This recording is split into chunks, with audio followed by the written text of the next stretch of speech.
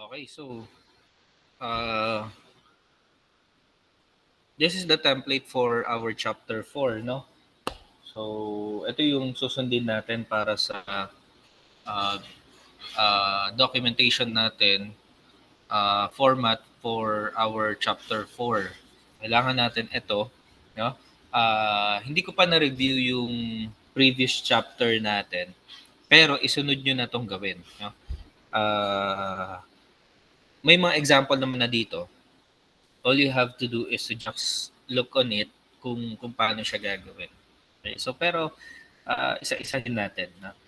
Okay, so ito yung mga kasama sa chapter 5 to. Chapter 5 yan. Hindi ko lang na uh, napalitan. Anyway, chapter 5 tayo. Okay, so sa chapter 5 natin, kasama dito is yung introduction. Kasama na rin dito yung modeling natin. So yung modeling natin, kahit na 2D yung ginagawa natin, kasama pa rin siya. No? Ibig sabihin, instead, it is under modeling, pero ang lalabas dito is yung uh, characters natin, which is a digital na, yung digital characters natin already. So, kung naisama nyo na yun in other chapter part, okay lang. Okay lang. So, mamaya may makikita nyo yung I believe na na-rundown nyo na rin naman. No? All you have to do is download this PowerPoint presentation para later on. No? Ito rin yung susundan natin. Then, on your 5.3, yung rigging kasama yan. Then, animation, lighting, rendering, and audio and video editing. So, okay. So, yung introduction natin dito for chapter 5, ano lang, you're just going to tell ano yung laman nung chapter 5, no? So, kagaya nito, these are the major phases. There will be some small phases inside that is modeling, animation, rigging, and so on. So, yan yung mga yon. Okay, so alam nyo naman na every chapter meron kayong introduction. So, yan, no? Okay, so you may follow this, no? Ibahin na lang natin siguro yung wordings, no? Para hindi na rin tayo masyadong mahirapan. Okay. Then under modeling, ano yung nakalagay under modeling? So,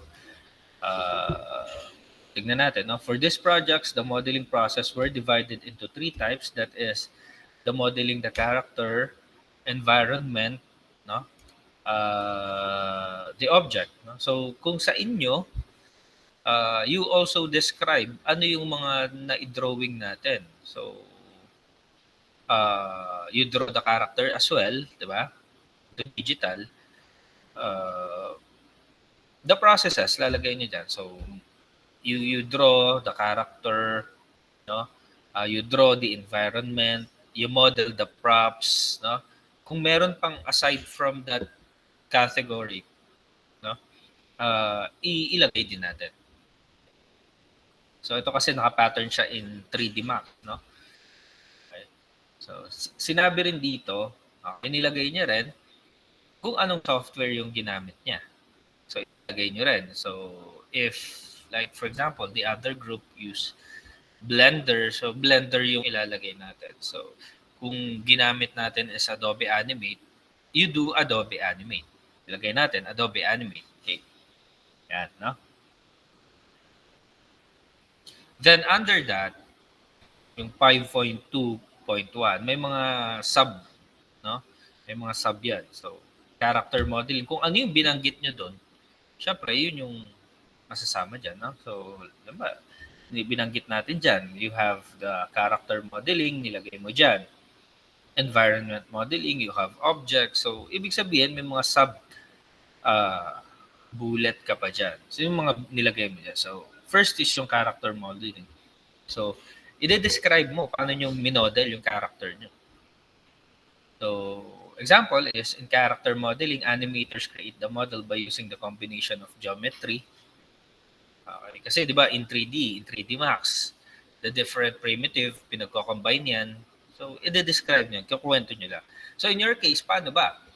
So you did what? You did combine different shapes, no? Halimbawa, you combine circle, you combine rectangle, you combine triangle to create this one. Ganun yung ilalagay natin. Okay? So, ikukwento nyo. Like, for example,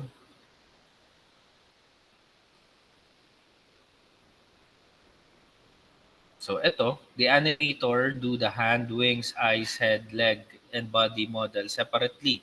So, ilalagay nyo din doon kung separate, you draw it separately lang tapos kinumbine nyo later on. Okay? Also, ilagay nyo doon kung buo siyang din drawing. No? So, iba-iba kasi. Iba-iba. Okay?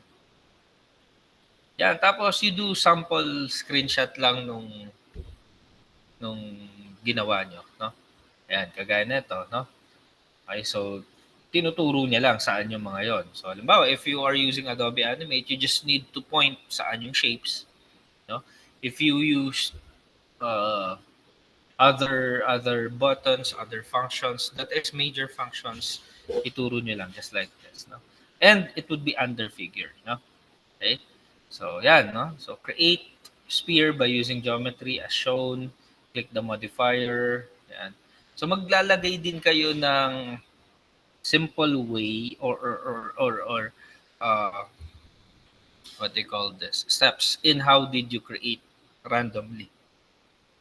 Kagaya nito. Ang dinedescribe niya dito paano i-gawin yung B B material, no? So yan, no? Yung paano ginawa yung B skin. Okay? So, pwede nyo ring ilagay dito since naka-JPEG na kasi ito, no? Naka-JPEG siya. Pwede nyo ring ilagay dyan saan nyo siya ginawa. Let's say you do it in Photoshop. Pwede nyo ilagay yun na gano'n. Okay? Yan. So, these are the steps, no? Parang nagbibigay ka ng activity kung paano. Let's say, if we want to recreate yung abdomen ng bee, ano yung mga ginawa mo? Ano yung mga ginawa nyo? Okay, what are the possible na sukat, no? Yung scale, no? Ilalagay niyo 'yon. So medyo marami-rami kasi itong yung chapter 5. Yan. Tapos papakita niya yung if again, no? If you created the character na separately, kailangan meron siyang look na ganito. Kung hindi naman, okay lang. Pero I doubt na buo yan. Yeah, possible, no? Possible. Kasi nga, yung iba sa inyo do the frame by frame, no? So, kung frame by frame yan, okay lang, no? So, siguro, ang gagawin nyo na lang, you represent it like yung concept art nyo, tapos ituro nyo na lang kung saan yung legs, gano'n, no? Though, alam naman na natin kung nasan yung legs, but then it's required in our documentation. So, we need to do it. Okay? Yan. So, if yun lang, no? Kung halimbawa hindi naman frame by frame yan, so hindi nyo na kailangan ipakita tong link view, yung parang schematic view nung mga ginagawa natin. Okay? Tapos, yung final, so halimbawa, yung ganito, no? Parang niline up nyo lang sila. Tapos comes object modeling. Yung object modeling, i-describe nyo rin to. Yung mga pagka sinabi nating object modeling, these are the props. Bawa, upuan, table, yung mga yun. So, kasama sila dun sa ilalagay sa documentation. Okay. So, lampshade yata itong ginagawa na to. So, ito, yan, mga trees kung kasama, bridges, no? So, environment modeling, ito naman, ito kasi mga to, ikakabit mo to in your setting, in your environment, no? So, Let's say, for example, in your example, mga 7-Eleven, yung mga ganon. So, isasama nyo rin yan. Yan. Kung dinrawing nyo siya, okay lang. Ang ipapakita nyo is yung drawing nyo. And, yan nyo lang. Siguro, ang ilagay nyo doon, how did you draw it? Anong proseso? Did you draw it from traditional, tapos in-scan ba? Okay, or diretso na? Okay, you describe it. Ayan, so ano ba 'yon? Diretso kinulayan ba? Diretso wala munang kulay, then later on kinulayan. How did you apply colors? Okay, kasama yun sa ilang sa documentation.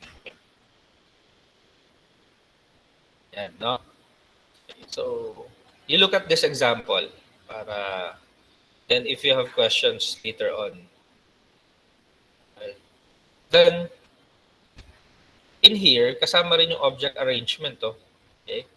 So, pero again, no? Again, if 2D kasi yung ginagawa natin, okay lang, nawala to. Okay lang na alam. Siguro maglagay ka lang ng isang setting na parang most of the object na ginawa mo is nandun. Para hindi naman, para at least meron kang ilalagay dito sa object arrangement. Mga ganyan. Okay, so yan. Dinescribe niya yan.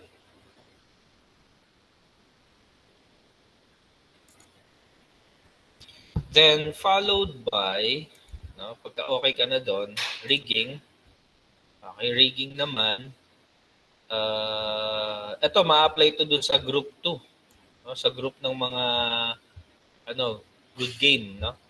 Kasi Blender yung ginagamit nila, so may rigging part sila. Now, in the other group na frame by frame, mawawala yung rigging. Kasi kung frame by frame yung ginamit nilang animation, so hindi sila magre-rig dito. Okay. So para dun sa other group, you're going to describe what is rigging, tapos paano nyo ginawa yung rig, ay saan nyo ginawa, so Autodesk pa rin ba? Sometimes kasi minsan gagamit ka ng ibang third-party software to rig. Kung gumamit ka, i-describe mo rin doon, sabihin mo rin doon sa documentation that you use this particular software. Okay? Yan. Tapos, syempre, the process of inserting the bone inside the model, kasama. So, kasama yan doon sa inyo. Yung sa good game, no? Kasama yan. Okay. Yan, no? Ilalagay nyo dyan. What did you click? No? Yung mga yan. What are the parameters? Tapos, sample screenshots. Okay. Yan. Yan. Papakita nyo na naka-insert talaga. So, dahil 3D yung ginamit nung kabilang group, kailangan to. Okay? Then, next is yung animation. Okay, so parehas kayong meron nito. So, you're just going to describe how did you create or do your animation. So, ikukwento niya lang din to. How did you animate the character? How did you animate the environment? How did you animate the object? How did the characters interact with the object? So lahat yan magfo-fall under dito sa animation. Okay, so yan, no? Ito kasi specific siya. Dahil nga 3D siya, so dinidescribe niya paano inanimate yung legs, paano inanimate yung hands, no? In 3D, yung sa kabilang grupo, probably ganito. Pero dun sa yung sa pet, no? Dahil the way they animate is frame by frame, you're just going to describe how did you do the animation using frame by frame, no? So yeah, no? And then sample screenshot again. Okay. So sa inyo, dun sa Good Game, merong camera yan. So kung merong camera view yan, okay, so most probably gagamit yan ng path constraints, no? So kasama yan sa ano natin, ilalagay natin. Medyo madami-dami to.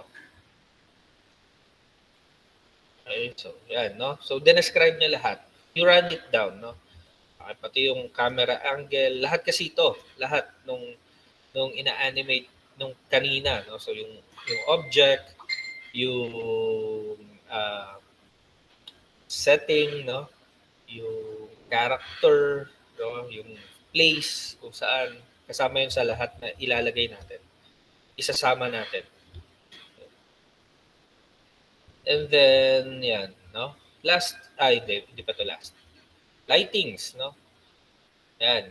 Medyo ang ano dito, paano dun sa dalawang grupo? Kasi yung isang grupo, di ba, 2D siya, and yet frame by frame yung ginagamit nila. So, you describe dun na tayo sa 2D, no? You describe your lightings through brightness and opacity. So, halimbawa, paano nyo pinapakita yung lights dun sa scene nyo? Anong settings, no?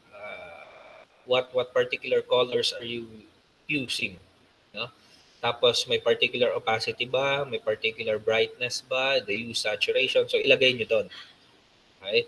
Now on the other side, on the other group, ilalagay nila kung anong setting ng light yung ginagamit nila. Is it did they use Omni, did they use Target, did they use a spotlight, no? Yung mga ganun. So kasama 'yon.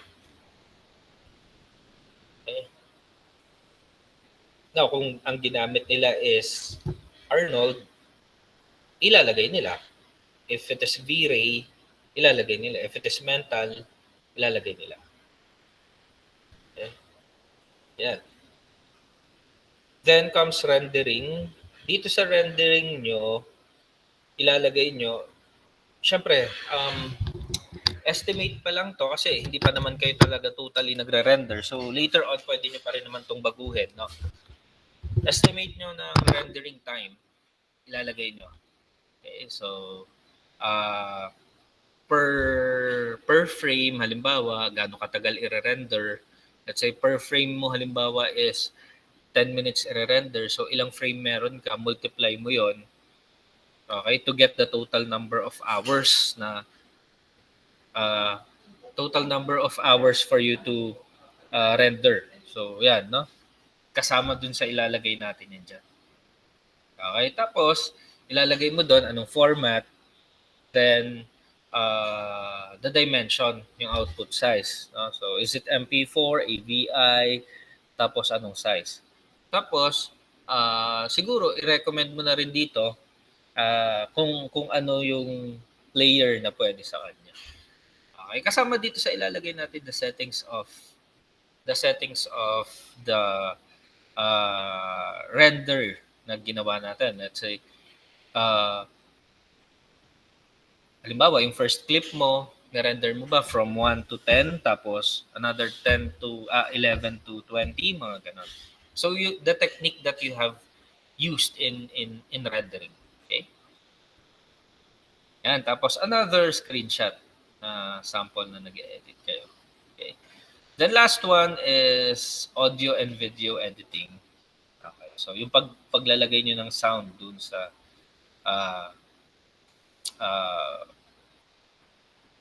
production nyo. So you may use other software, of course, no? Let's say you use kasi ito pwedeng diretso na rin doon. Pero halimbawa, ni-render mo, no? Na-render mo muna. Tapos tsaka mo siya lalagyan ng sound in Adobe Premiere, pwede rin naman 'yon, di ba? So i-indicate niyo 'yan dito. Tapos another screenshots. Okay? So ganun siya. So ito kasi parang sinabi niya, so Sony Vegas, gumamit siya ng Sony Vegas, no? So ni-render niya muna 'yan, Hindi niya ginawa sa software mismo ng 3D Max. So halimbawa, sa inyo Adobe Animate, no, hindi niyo doon diniretso agad para medyo mabilis siyang nire-render, no. Later, ipapatch-patch nyo siya dun sa Adobe Premiere. Halimbawa lang ito, no? Pinatch-patch nyo siya dun sa Adobe Premiere, tapos you put transition. Tapos siya kayo maglalagay ng background, sounds, no? The narration. Okay? So, i-run-down nyo yun dito. The process that you have did in sound and video editing. Okay? So, ito kasi paglalagay ng transition. You know transition is, di ba? Okay, tapos isasama nyo ulit dito kung syempre yung final output, yung rendering ulit ng video kasama yung sound. Okay, yung magiging format niya. Okay, so may mga steps ako makikita dyan. So merong 1, 2, 3, and so on. Okay, so ganun siya. Now, if you have questions, you ask it in our group chat para masagot ko. Okay, so I'll be uploading this video in your reference para dito sa PowerPoint na to. Okay, if there are areas that is not clear, no, pwede kayong magtanong para dun sa clarification ng documentation natin. Okay?